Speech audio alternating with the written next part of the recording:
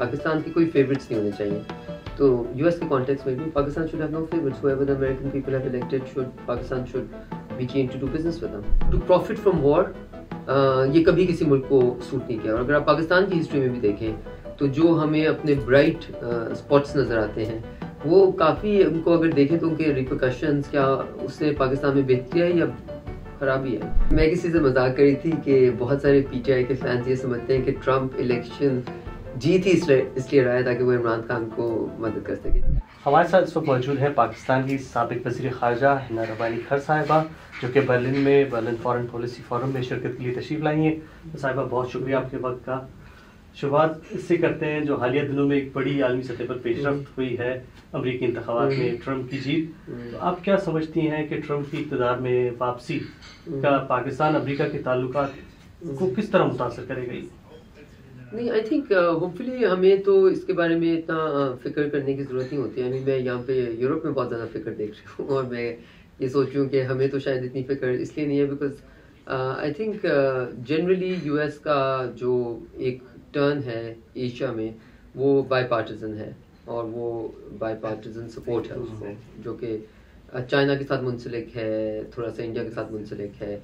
And Pakistan का I think हमारी ये ख्वाहिश तो एटलीस्ट यही है कि यूएस के साथ relationship based on mutual respect होएं, बेस्ड ऑन म्यूचुअल इंटरेस्ट होएं, जहाँ पे हम कहते हैं कि वेन डायग्राम मिलता है, आपके इंटरेस्ट मिलते हैं, वहाँ आप कोऑपरेट करें, जहाँ आपके इंटरेस्ट ज़्यादा नहीं मिलते वहाँ आप रिस्पेक्टफुली अपना अपना काम करें।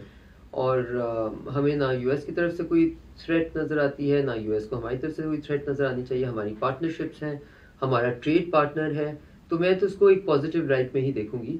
और एक मुल्क जो कि अपना लीडर मुंतखब करे तो फिर उसको, जैसे हम अफगानिस्तान में हमेशा कहते थे कि पाकिस्तान के कोई फेवरेट्स नहीं होने चाहिए, तो यूएस के कॉन्टेक्स्ट में भी Pakistan should have no favourites, whoever the American people have elected should Pakistan should be keen to do business with them.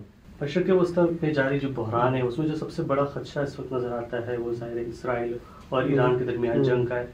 अब क्या समझती हैं कि क्या पाकिस्तान तैयार है कि एक और हमसाया एक बार फिर जंग में दाखिल हो? देखिए, कौन सा मुल्क अभी ये तैयार होता है और कौन सा मुल्क को तैयार होना चाहिए। जंग बंदी मतलब जंग ने जितना उसका इम्पैक्ट होता है स्टेबिलिटी पे, ट्रेड पे, लोगों की ज़िंदगियों पे, और मैं यूरोप में हमेशा अपने फ्रेंड्स से फॉरेन पॉलिसी डिबेट्स में यही उनको कहती हूँ कि you are unlearning the lessons of history. जो वर्ल्ड वॉर 2 के बाद यूरोप ने बहुत संगीन लेसन्स लर्न किए, कई वर्ल्ड वॉर 1 के बाद यूज़ किए, कई वर्ल्ड वॉर 2 के बाद किए। और उसके बाद आपने देखा कि यूरोप ने कैसे अपने मिलिट्री स्पेंडिंग को रिड्यूस करके कोऑपरेशन की तरफ, और ये था कि नेवर अगेन, कि हम फिर कभी जंग में नहीं जाएंगे। और मुझे लग रहा है कि अब हम काफ़ी so we've seen too much of peace and हम अब जंगी माहौल को और मिलिट्री अपनी स्ट्रेंथ को, मिलिट्री इंडस्ट्रियल कॉम्प्लेक्सेस को इन्हांस करने की कोशिश करें। और जिस चीज़ पे हमें कोशिश करनी चाहिए या अटेंशन देनी चाहिए, such as climate change, AI, उसको किस तरह कंट्रोल करें, ये सारी लीडरशिप रोल हैं जो कि इस वक्त वैक्यूम एक नज़र आ रहा है आपको दुनिया में, बिकॉज पूरी दुनिया में हर किसी की थ्रेट परसेप्शन इतनी हाई है कि हर कोई इस वक्त अपने आप को इन सम वेज अपने आप को इक्विप कर रहा है कि वो जंग बेहतर तरीके से कर सकें। ये नहीं इक्विप कर रहा कि हम किस तरह जंग के बगैर को एग्जिस्ट कर सकें। So it's not the best of world right now. आप समझती हैं कि जो अभी मिडल ईस्ट में सिचुएशन है वो एक मतलब फिर पाकिस्तान को वाशिंगटन के सिक्योरिटी के हवाले से रीजन में एक दफ़ा फिर करीब ला सकता है? देखिए, मैं तो ये कभी नहीं सीख करूँगी। टू प्रॉफिट फ्रॉम वॉर ये कभी किसी मुल्क को सूट नहीं किया। और अगर आप पाकिस्तान की हिस्ट्री में भी देखें तो जो हमें अपने ब्राइट स्पॉट्स नज़र आते हैं वो काफ़ी, उनको अगर देखें तो उनके रिपरकशंस क्या उससे पाकिस्तान में बेहतरी आई या खराबी आई। जो अफगानिस्तान का एडवेंचर 1 और 2 था, दोनों से पाकिस्तान ने उससे बेनिफिट तो बिल्कुल भी नहीं किया।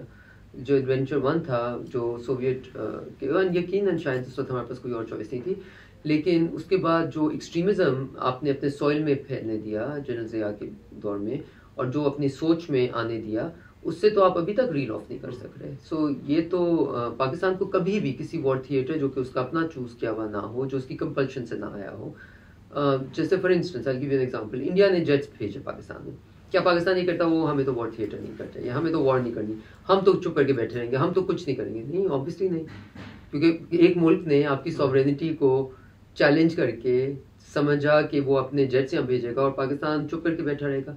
यू नीडेड टू इंश्योर कि एक प्रेसिडेंट क्रिएट हो कि अगर आप इस तरह करेंगे तो हमारे पास wherewithal we have the means to defend ourselves, and you did it rather remarkably thanks to our air force airman.